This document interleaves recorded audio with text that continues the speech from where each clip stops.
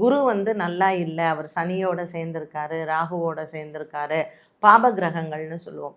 So குருவோட பாப கிரகங்கள் சேரும் பொழுது அவங்களுக்கு அந்த தெய்வ அனுகூலங்கள் குறைவாக இருக்கும்.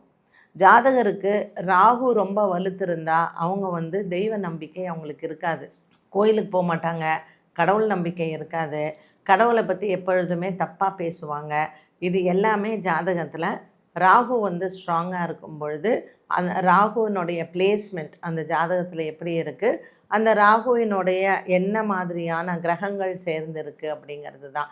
ஸோ ஒரு தெய்வ நம்பிக்கை இருக்குது இல்லை அப்படிங்கிறதுக்கு ஜாதகத்தை பார்க்கும் பொழுது இந்த கிரகத்தின் மூலமாக அவங்க வந்து ஒரு ஆன்மீகவாதியாக இருப்பாங்களா, அவங்களுக்கு தெய்வ நம்பிக்கை இருக்குமா இருக்காதா அப்படிங்கிறது அதை பார்த்தே நம்ம வந்து சொல்லலாம். ஒரு ஜாதகருக்கு வந்து தெய்வீக நம்பிக்கை எவ்வளோ முக்கியம் அப்படின்னு பார்த்தீங்கன்னா, இவங்க வந்து கோவிலுக்கு போகிறாங்க இல்லையா, அப்போ ஒரு கோவிலுக்கு போகும்பொழுது சாமி கும்பிடுறாங்க, இவங்களுடைய பிரார்த்தனைகள் எந்த அளவுக்கு பலிக்கிறது அப்படிங்கிறது தான். ஒரு சிலர்லாம் சொல்லுவாங்க, நான் வந்து இவ்வளோ செலவு பண்ணேன் ஆனால் எனக்கு எதுவுமே நல்லதே நடக்கலை அப்படின்ட்டுன்னு.